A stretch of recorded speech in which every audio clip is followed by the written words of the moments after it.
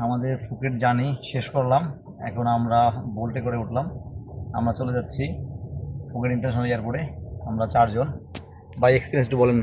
শহীদুল ভাই থেকে শুরু করেন। শহীদুল ভাই শুরু করেন একটু একটু করে। নতুন আসলে যা হয় আর কি, একটা জায়গায় নতুন আসলে অনেক পজিটিভ সমস্যা হয়, বাট আমরা শিখছি অনেক কিছু। যে একই জায়গায় দেখবেন আপনি একটা পণ্যের দাম অনেক কম বেশি হচ্ছে, এই দোকানে যাচ্ছেন পণ্যের দাম যেখানে 1 লিটার পানি কিনতে 40 বাত, একটু ভিতরে গেলে আপনি একটা স্থায়ী দোকানে যাবেন সেখানে 6 লিটার কিনতে পারতেছেন আপনি 40 বাতে। যাই হোক, যখন আসবেন আপনারা যাচাই বাছাই করে তারপরে কিনবেন, তাহলে ঠকবেন না এবং দেখবেন যে কম টাকায় আপনাদের ঘুরে যাওয়ার সুযোগ হচ্ছে, বেড়ানোর সুযোগ হচ্ছে।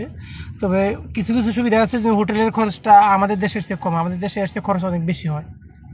তো সেক্ষেত্রে যদি আপনারা এই হোটেলটা দেখে নেন, দেখবেন আমাদের দেশে ঢাকাতে, কক্সবাজারে, অন্যান্য শহরগুলিতে হোটেলের যে ভাড়া তার চেয়ে অনেক কম পড়বে এখানে।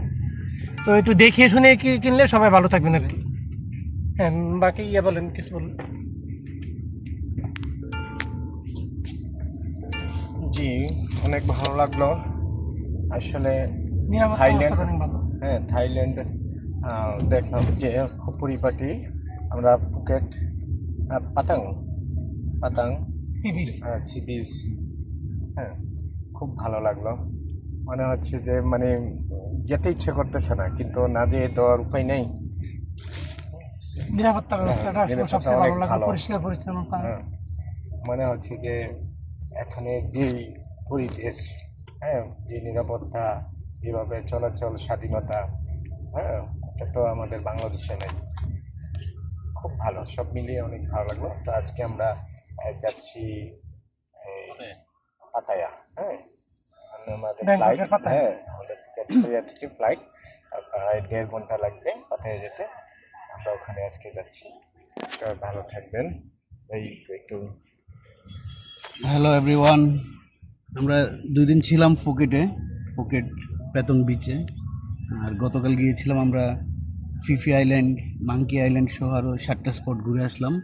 ওটা এক্সপিরিয়েন্স বেশ সুন্দর, ভালো।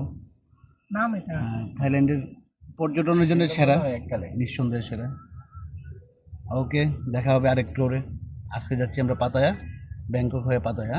ইনশাল্লাহ দেখা হবে। আমাদের সবার এক্সপিরিয়েন্স শেয়ার করলাম। আসলে যারা থাইল্যান্ড আসবেন, আমার মনে হয় অবশ্যই ফুকেটে আসবেন। ফুকেটে আসলে ভালো লাগে, এটি সত্যিকার অর্থে। তো একটা এক্সপিরিয়েন্স ছোটো করে শেয়ার করি আমরা। এখানে আসার পরে আপনারা সবাই বোল্ট ইউজ করবেন। গ্রাব আছে, গ্রাব থেকে বোল্টটা অনেক ভালো। আমি ফার্স্ট টাইম গ্রাব ইউজ করছিলাম, দেখলাম গ্রাবে কস্টিং অনেক বেশি। আজকে কেনিয়ার এক ফ্রেন্ড বলল বোল্ট ইউজ করার জন্য, বোল্ট দেখলাম খুবই কম রেট, আর এটি ইউজ করা অনেক বেটার হয়। ঠিক আছে, ভালো থাকবেন সবাই, বাই বাই।